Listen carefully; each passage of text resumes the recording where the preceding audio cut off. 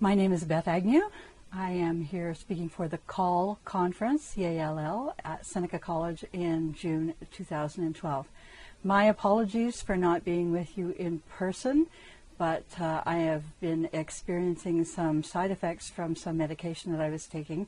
One of those side effects is slurred speech. I'm better at sometimes than others, but you might still notice it. I am not drunk. Don't worry about that. But unfortunately, I'm unable to be with you in person, so I thought this technology version would be the next best thing. Let me first give you an overview of what I'm going to be speaking about today. In many of our disciplines, we don't always get to teach the fun stuff. In my own profession as a technical communicator, a lot of that is incredibly boring.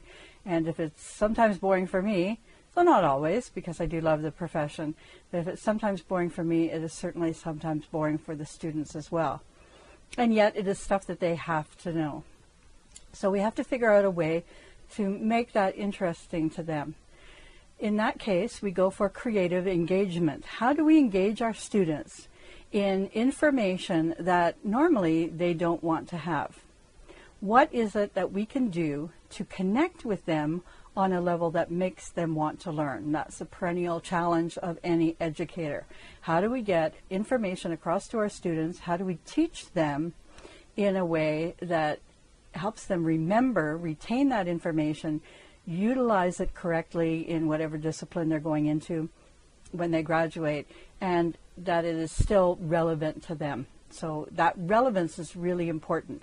When we connect with relevance, then we can be sure that it gets into their brains in a way that is more likely to stick. One of the ways, in addition to making things relevant, is to meet the needs of our students. We know that they have needs. Sometimes those student needs are very different depending on the age of our students. And sometimes we have students that are career changers, especially in the college system. We have people right out of high school. We have people who are international students who may be quite mature students, have worked a long time in one career or another, and they're coming back to college to upgrade skills or to transition from one phase of their life to another, or even one country to another. And so meeting their needs is very important, and those needs can be very broad indeed. Another way that we can create that creative engagement, make things relative and meet our students' needs, is to tell powerful stories.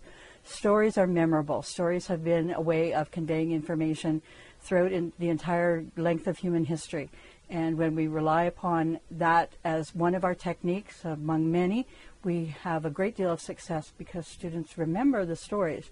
They may not remember the specific lesson, but they'll remember the story, and when they have need of that information, it'll come back to them. Wrap all this up in a compelling context of why we're teaching them what we're teaching them and how they can use it going forward, and put it into some kind of structure that they can go forward with, knowing that they're armed with the best information possible for what it is they're trying to achieve. And we can consider ourselves very successful indeed. In the end, it all has to mean something. What does it mean to the students? And it has to have meaning for us as well. If what we're teaching doesn't mean anything to us, we're not going to be the best teaching it. We're not going to enjoy it ourselves. We're not going to be able to convey the information to our students, those important principles that they need for their lives. We won't be able to convey those principles in a way that helps them carry forward that important knowledge. And that's what education is all about, as we know. What does it mean to me, and how is this going to help me in my life? So when we have information that is boring, I like the bit of a punny title. And since the topic is drilling for diamonds, drilling can sometimes be boring. I know, feel free to groan. That's quite all right. As you know, diamonds are really carbon hardened under the pressure of millions of years. And I don't know if you've ever seen that Superman comic where Superman takes a large chunk of carbon coal and he crushes it in his hand and he makes a diamond, I guess, for Lois Lane, and makes this beautiful diamond and hands it to her. Oh, if it were only that simple. That is a bit of a metaphor of how we teach our students. We take rough carbon units and we put them under pressure. Luckily, it's not millions of years of pressure, but certainly the pressure of an academic environment and having to achieve certain goals in order to be able to progress and to graduate. That is pressure.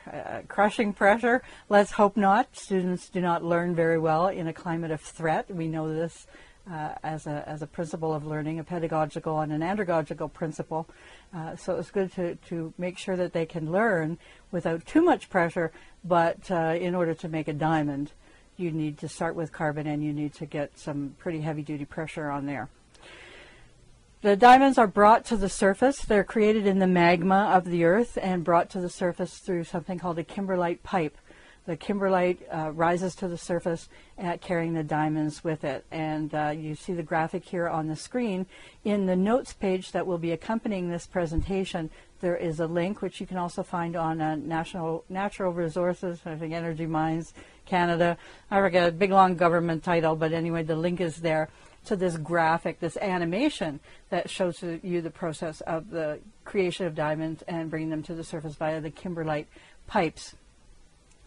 What also comes to the surface are indicator minerals, things like granite, copper, chromite, other types of minerals that we always find in the presence of diamonds within the kimberlite pipes. And as the kimberlite erupts over the surface of the earth, those indicator minerals are scattered around. Eventually what happens is a glacier comes along and scrapes that off, moves it along. And so these ice advance studies, the progress of glaciers that we also look at in order to try and figure out where the diamonds are, where the kimberlite pipes are, is very important as well. As the glaciers move, and of course because of global warming, glaciers are moving a lot faster than they ever did.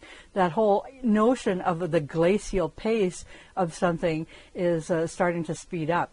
And so when the geologists go and they look for these indicator minerals, they look for them in the path of a glacier, where a glacier has already transversed the landscape. And then the third factor that we look for is a geophysical analysis, where we take whatever minerals that we have found, we do core samples, not me personally, but certainly when I work with the geosciences, this is something that we talk about. They do a geophysical analysis of those minerals to see what kind of kimberlite is there, and is there diamond dust, are there traces of diamonds in that material. There are some additional notes about the formation of diamonds on the notes page that I put there just for your reference. It's kind of interesting and not really boring, really. I didn't find it that boring. Well, where are most of the diamonds found in Canada? Wouldn't you know, it's Canada's north, and we know what a fragile ecosystem we have up there, what kind of an area we're dealing with. It's a vast area covered with snow 8 months of the year easily. During the summer, it is still a fragile landscape, in many places very boggy, as you saw with this previous graphic. You know, I think it's a good representation where you have all the little lakes and streams and rivers and sloughs even, these areas where there's a lot of water in the Arctic, and the tundra is very, very sensitive to any kind of human footprint that we might make. And of course, that's not just the print of our boot on the tundra, but vehicles as well, especially vehicles, can really tear it up when it's in that fragile condition. So it's not the kind of thing where we want to go in with a whole bunch of trucks and start running around. As you can see from this graphic from National Geographic, it's very rocky. There's not a lot of grass. It's lichen covered in many places. And again, it's such a fragile, here's my slurred speech, it's such a fragile ecosystem that we don't want to go in there and just start messing around. We want to be very precise in finding the diamonds. And, you know, that's, again, a metaphor for what we do with our students. We don't just go in there and throw a bunch of stuff at them. We don't flail around trying to throw information and hope that it sticks like we do with spaghetti against the wall. What we do is we very carefully mine, and we very carefully prepare, and we very carefully nurture that learning environment. And we have to be careful that we don't wreck that very precious learning environment. You know, I often say that when you ask somebody, who has had the biggest impact on them in their life, they will often say a teacher. And that's great. That's exactly what we want to hear, right? But also, if you ask people, you know, as you were in the school system, or not even saying that, that's kind of a leading question, but if you say who has had the most negative impact on you in your life, again, people will often say a teacher. A teacher humiliated me, a teacher ridiculed me, a teacher failed me when I just really didn't get it because they weren't that great a teacher. That's not what we want, of course. We want to engage those students and take that delicate learning environment and nurture it and leave a very small footprint and make sure it's the student succeeding, not the teacher just cramming the knowledge into their heads. So there are many reasons why traditional exploration doesn't work in the North. We don't want to go in there and willy-nilly and just try and look for diamonds. We have to be much more surgically precise about that. It takes about 20 tons of kimberlite material to yield one usable diamond, no matter what size that diamond might be. So here are two illustrations that I thought were quite useful, again from the Natural Energy Mines and Resources site, government site. Courtesy of the government, our tax dollars went to pay for these, and this is certainly fair use to use them. On the left-hand side, we have a map of Canada showing major kimberlite discoveries. We know that there are these areas, mostly in the north, in the Arctic, the north of Ontario, and in Quebec. There's a bit of an anomaly that down there on the BC-Alberta border. I'm not quite sure where that is. Is that Field, BC? We used to go drinking in Field when we were stationed in Edmonton, but that's another story. My slurred speech, I told you, it's not from drinking. I've been dry for 25 years. And then the middle of Saskatchewan. Who knew there were all these kimberlite pipes in the middle of Saskatchewan? Maybe that's another reason why that area is booming these days. So if you have students looking for jobs, that might be an area to which they could turn their attention.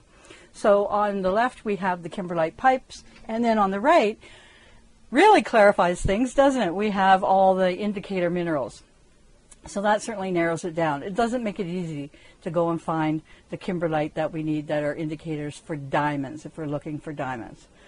Luckily, we have technology that will help us. We can now overfly the areas that we think are more likely to yield kimberlite pipes, and we can identify those. We have ground penetrating radar, we have massive geographical information systems that can compile all the data that are gathered by geologists in the field, by things that we know, by core samples, all sorts of methodologies, all that data, and we can find out where there are regions that are more likely to yield the indicator minerals, and then we can send a team specifically there to look for those minerals and see what's going on. So technology certainly helps us in that way. In the end, it's all about information, right? It's what information do we use to teach these subjects. And for some of them, especially in my field of technical communication, it's horrible information. And we start off with this information that we get from our subject matter experts. If you're teaching something that is inherently boring like this or very complicated, even some of the literature where you have people without the common background of understanding things. I know, when I was a kid growing up in Canada, reading British literature and French literature, there were so many foreign components to that because we didn't understand what their life was like. But that's how we learn about the world, right? That's how we learn about values in other places. And we have such a global economy and such a wonderfully diverse learning environment in our colleges these days that it's nothing to read Chinese literature and literature from India and from places that we've never visited, and that was not always the case 30, 40 years ago. So it's great, but in addition to literature where we don't have a context for understanding it, we have a lot of technical material where we don't have a context or foundation for understanding that either. And we have to convey that to our students in some courses that we might teach. So the title of this particular slide is, because that's usually the reaction that I get from students when you confront them with something like this. And even with my slurred speech, just for your entertainment value, because I'm not there in person, I will read this. The densification of these deposits containing non to poorly vesicular equant pyroclasts will likely involve only moderate volumetric strain. Hence, classical textures such as fiamme or a strong fabric will not be present. At lower emplacement temperatures, magma flux and or high cooling rates, the pyroclasts will simply crystallize and be unable to form a reconstituted deposit. Well, what does that mean? What that means is that the faster the magma coming up the kimberlite pipe cooled, the more likely it was to become one mineral or another. If it cooled very quickly, it became granite. And if you've looked closely at granite, you can see the tiny particles in granite. And that's what happened when it was pulled together and then cooled very quickly. And on the other end of that scale, of course, when it cooled very slowly, you have diamonds.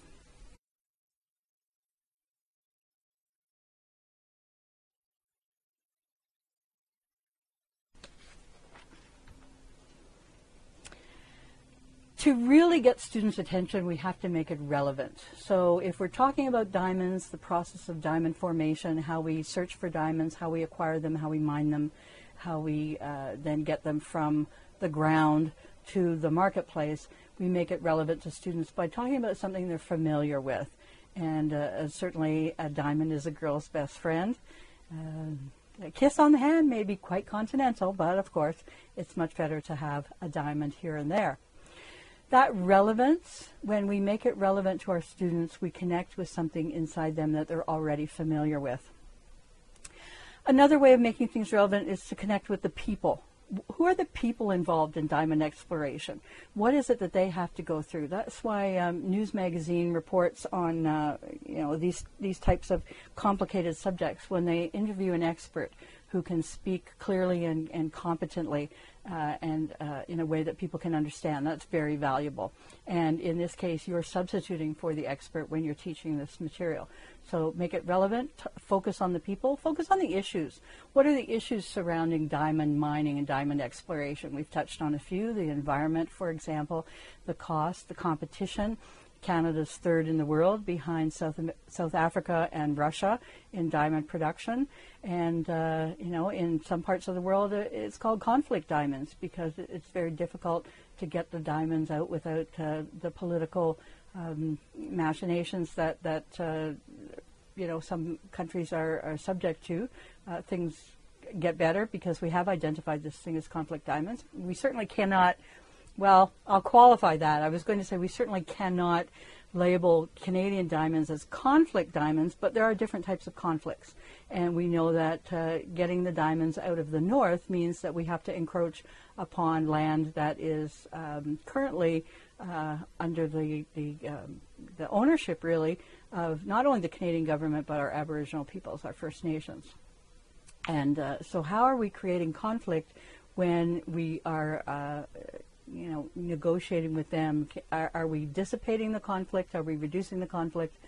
That's, again, an issue that you might ask your class if you're talking about this particular subject.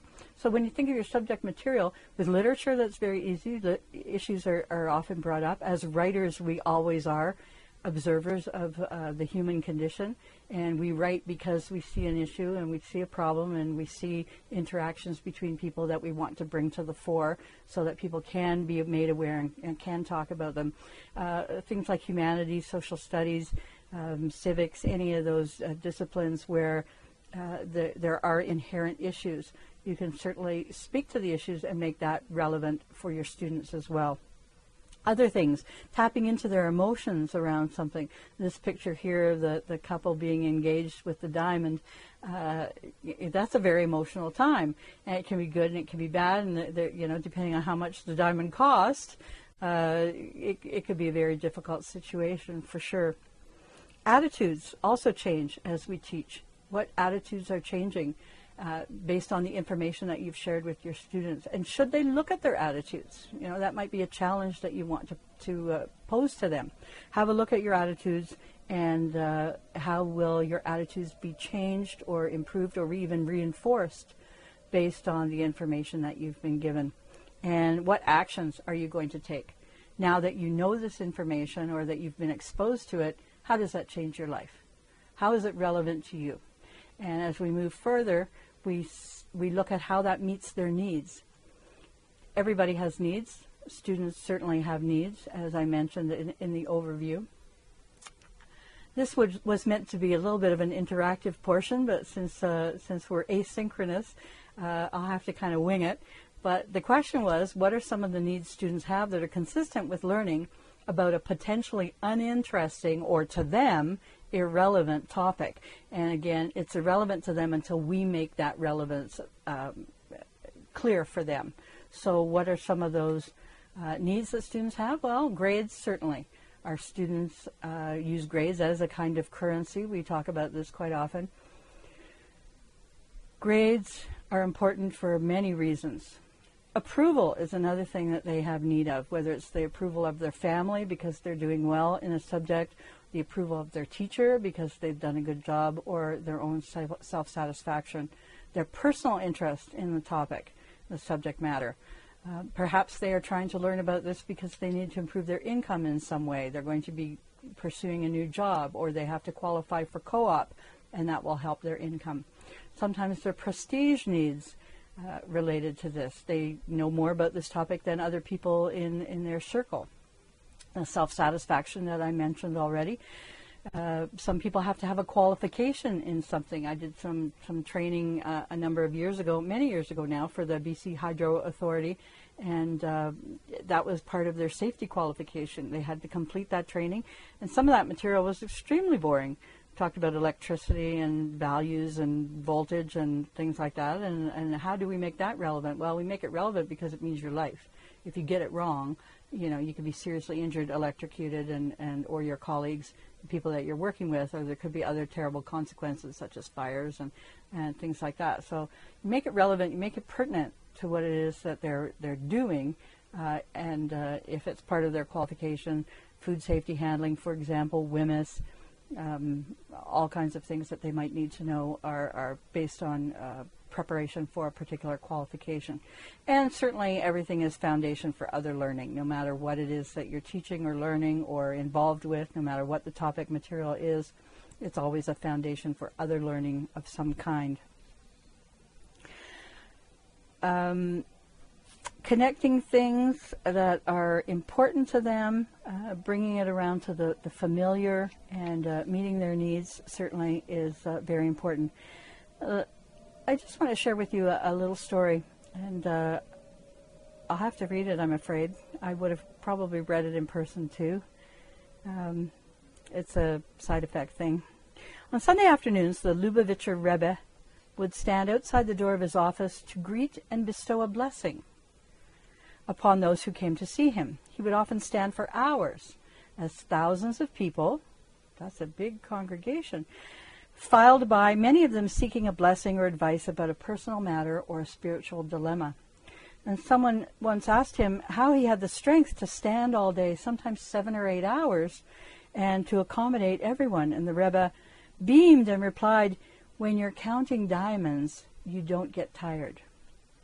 And that story is told by Simon Jacobson. I like that little story because when we're counting diamonds, when we're looking at our students and seeing the diamonds within, we don't get tired. We don't fail in what it is that we're doing. We don't falter. Reinforcing with stories like the one that I just told is a very powerful way to aid retention. If you have a theme like we've had here with the whole idea of diamonds, it is certainly something that you can run with. There are a couple of stories here that I wanted to mention to you. Acres of Diamonds is a very well-known story that I think you can find very easily. You can look it up on the internet. The whole thing is there. I'll give you the Précis version of it.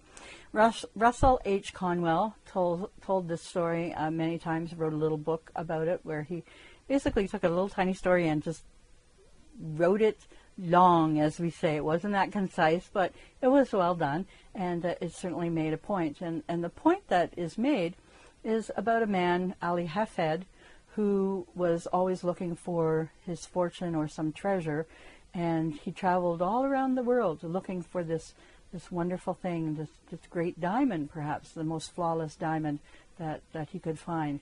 And he exhausted himself and spent his entire life trying to find this diamond that he could never find. And unfortunately, after he died, his property was sold, and the new owners realized when they went to till the fields and prepare them for seed, they realized that all these rocks that were in the fields were really diamonds. So the moral of this story is that you can look everywhere in the world, but if you look in your own backyard, your diamonds are there. That is where your treasure is if you just start to try and dig it up. And I like that story. It's a good one. Another one, this one is In the Box by Eckhart Tolle. I think you're familiar with him. He talks about a beggar who had been sitting by the side of the road for 30 years. One day a stranger walked by, and the beggar said, "Do you have any change?" The stranger said, "I have nothing to give you. I'm sorry, but what's that you're sitting on?" The beggar said, "Well, it's a box. I've sat on it ever since I became the beggar who sat at this corner. I've always sat on this box." "It's nothing, just an old box. I've been sitting on it for as long as I can remember." The stranger said, "Well, what's in it? Did you ever look inside?" The beggar said, "No, there was really no point. It's an old box. It's difficult to open.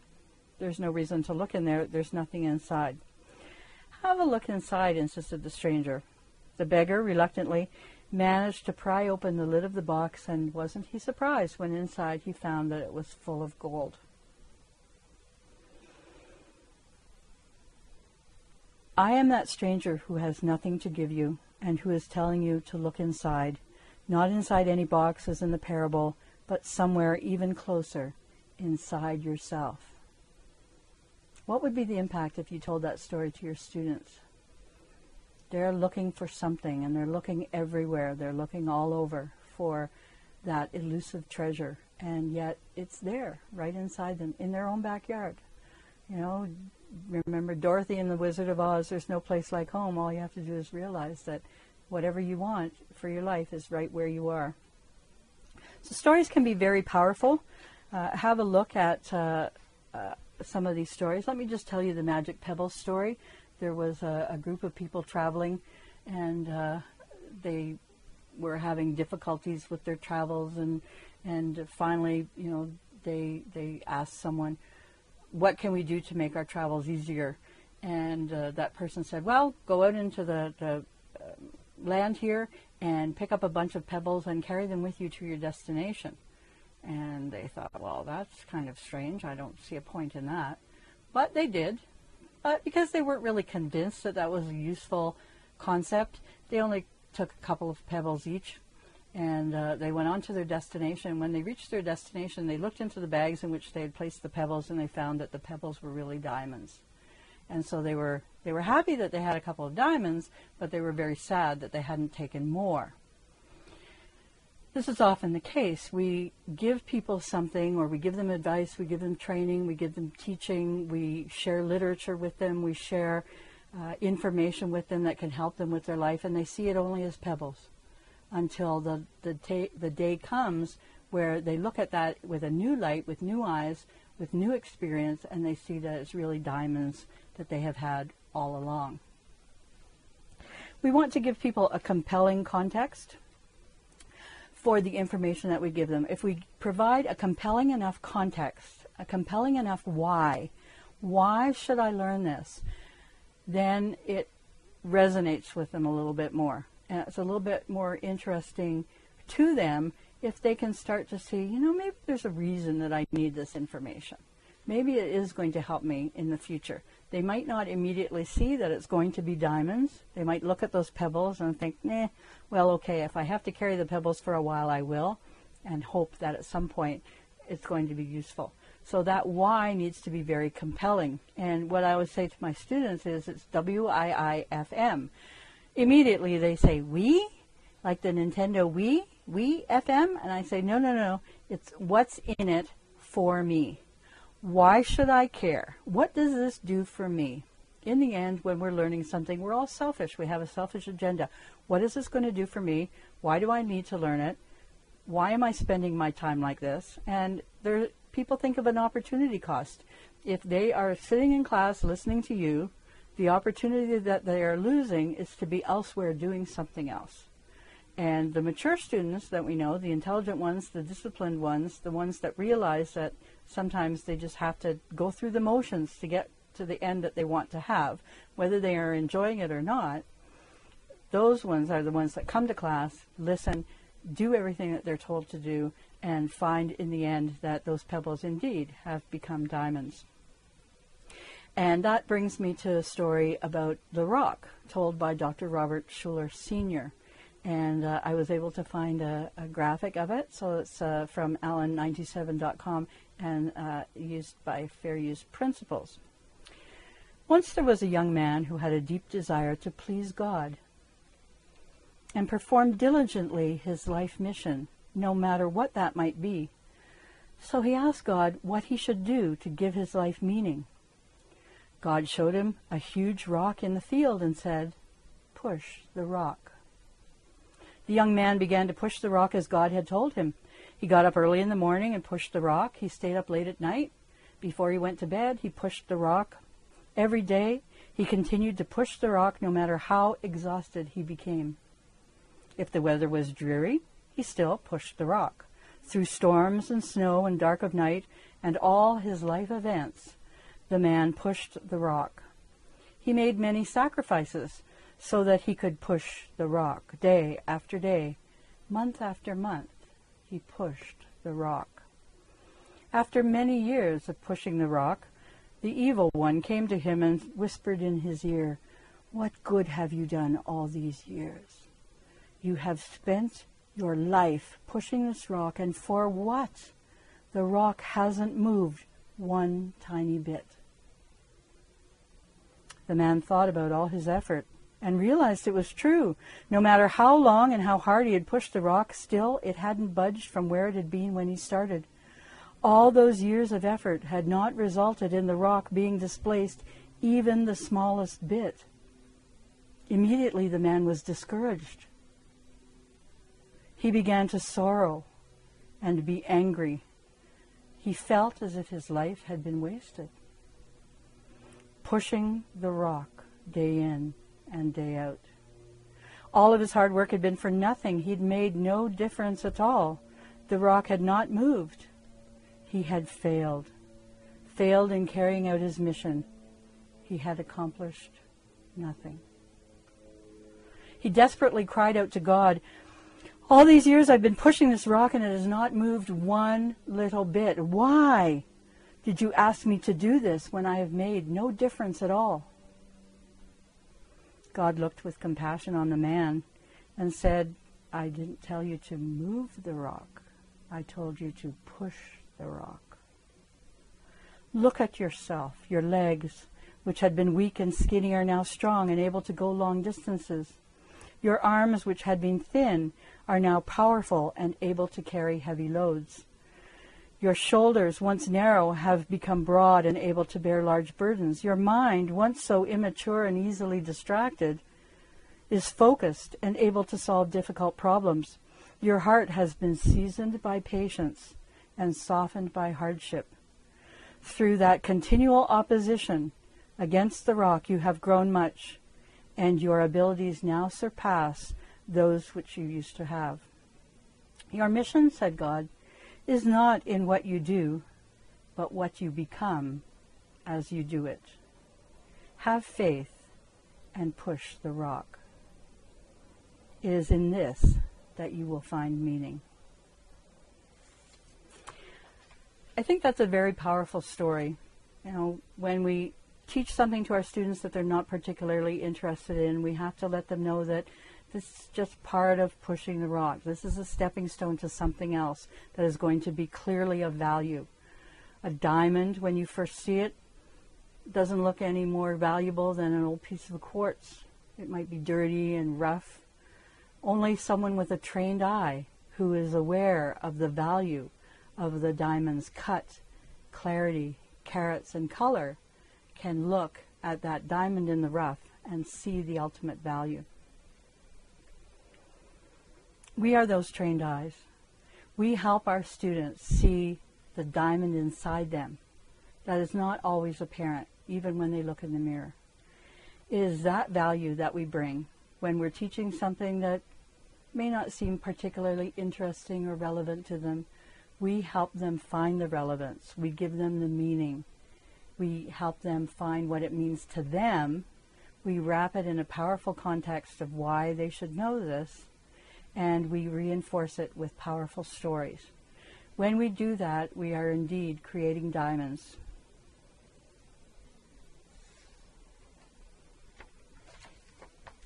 This will be the point where I ask for questions.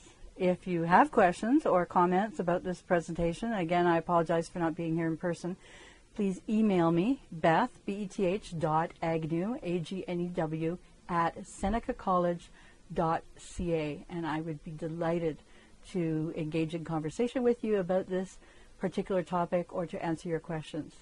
Thanks very much for your attention, such that it had